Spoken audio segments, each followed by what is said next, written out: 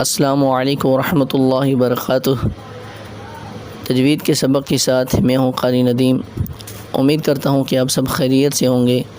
تو ناظرین، آج ہم تجوید کے سبق میں لفظ اللہ صحیح ادا کرنے کا طریقہ سیکھیں گے۔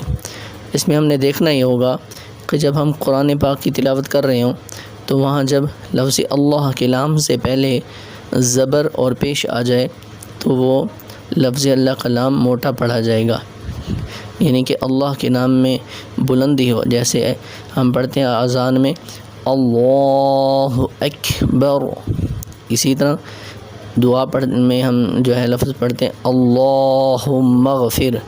دیکھیں اس میں لام موٹا پڑھا جا رہا ہے اور اللہ کے نام میں بلندی ہے، یعنی کہ اللہ کا نام ادب کے ساتھ لیا جائے۔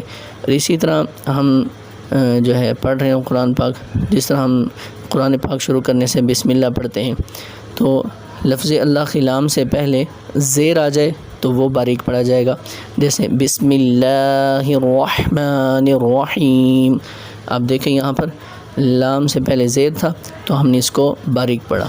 اسی طرح لام سے پہلے زبر اور پیش ہو لفظ اللہ میں تو ہم اس کو موٹا پڑھیں گے۔ تو اس کی بار بار پریکٹس کریں، انشاءاللہ امید ہے کہ آپ کا حرف ٹھیک ہو جائے گا۔ مجھے اپنی دعا میں یاد رکھیں۔ السلام علیکم ورحمۃ اللہ۔